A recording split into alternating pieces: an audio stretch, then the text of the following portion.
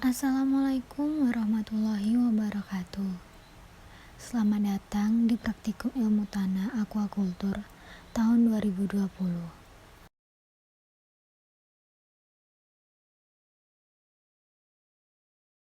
Di sini saya akan menjelaskan materi Praktikum Ilmu Tanah Aquaculture tentang porositas tanah.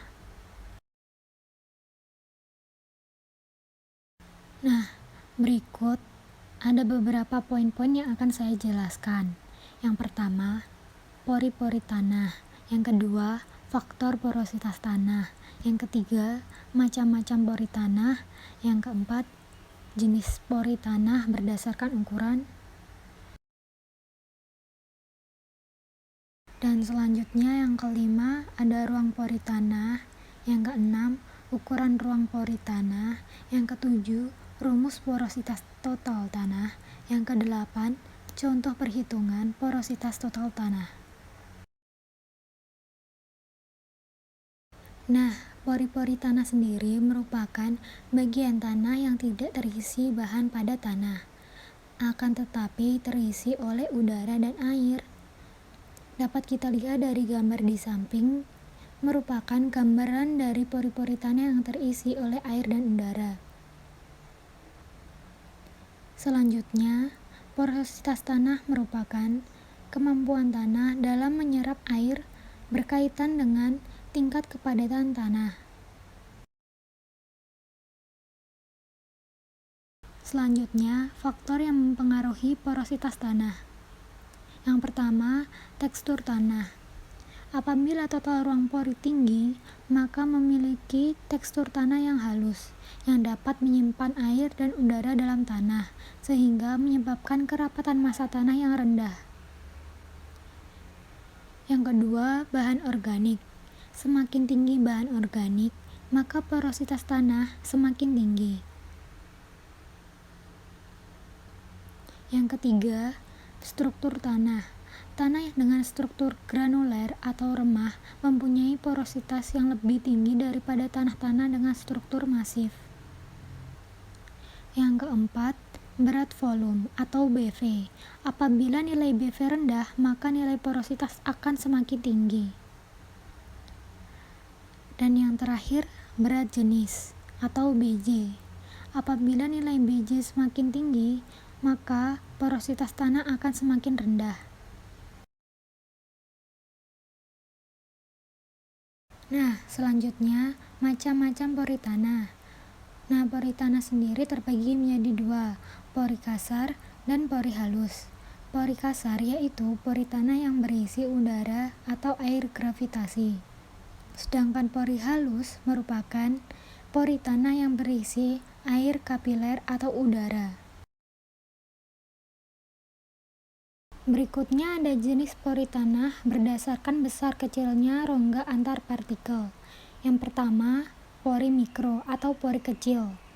Biasanya dikenal sebagai pori kapiler. Yang kedua ada pori meso atau pori sedang.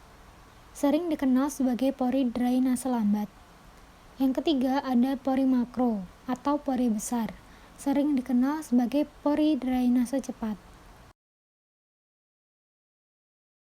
Selanjutnya, ruang pori tanah. Yang pertama ada pengertian ruang pori tanah, yaitu bagian tanah yang ditempati air dan udara tanah. Jumlah ruang pori tanah sangat bergantung pada struktur tanah dan ukuran, serta partikel tanah.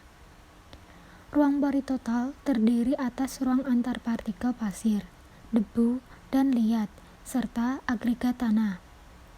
Besarnya total ruang pori tanah menunjukkan tanah tersebut gembur dan memiliki banyak ruang pori tanah. Hal ini berarti proses penyerapan terhadap air berlangsung cepat. Yang kedua ada fungsi ruang pori. Keberadaan ruang pori tanah berfungsi sebagai media untuk air dan udara dalam menunjang pernafasan akar, aktivitas mikroorganisme, serta penyerapan unsur hara ke dalam tanah. Selanjutnya, ukuran ruang pori tanah. Yang pertama, ruang pori kapiler, di mana ruang pori ini dapat menghambat pergerakan air. Yang kedua, ada ruang pori non-kapiler, di mana ruang pori ini dapat memberikan kesempatan pergerakan udara dan air secara cepat.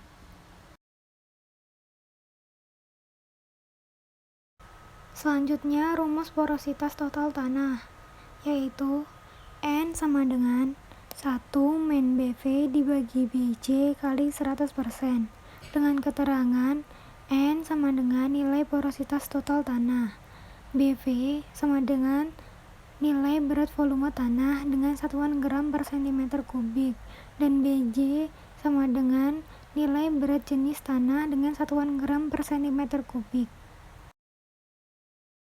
Berikut ini contoh perhitungan porositas total tanah. Misal, suatu tanah memiliki nilai BV 1,30 gram per cm kubik dan nilai BJ 2,72 gram per cm kubik. Berapa nilai porositas total tanah? Jadi, pertama-tama masukkan nilai BV dan BJ pada rumus porositas tanah, sehingga menjadi N sama dengan 1 min 1,30 gram per cm kubik dibagi 2,72 gram per cm kubik dikali 100%, seperti berikut.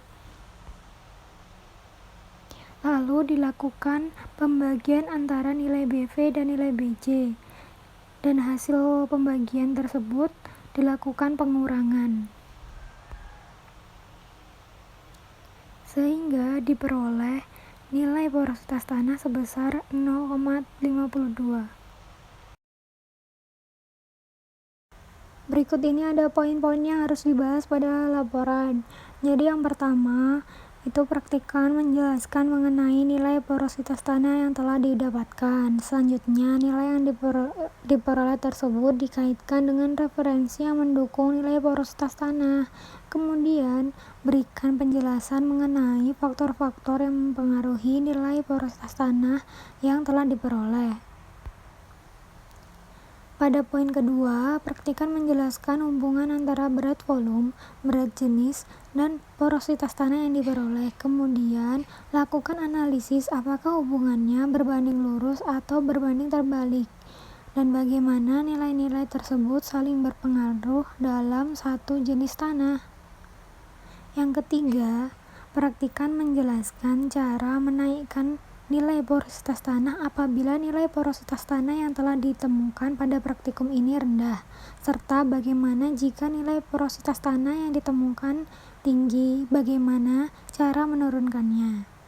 Dan pada poin keempat, praktikan menjelaskan fungsi dari mengetahui nilai porositas tanah dalam pengolahan tanah untuk budidaya perairan darat. Yang kelima, praktikan menjelaskan bagaimana aktivitas biota tanah pada materi penentuan biologi tanah dapat berpengaruh pada nilai porositas tanah. Sekian penjelasan dari saya mengenai materi porositas tanah. Apabila ada salah kata, mohon dimaafkan.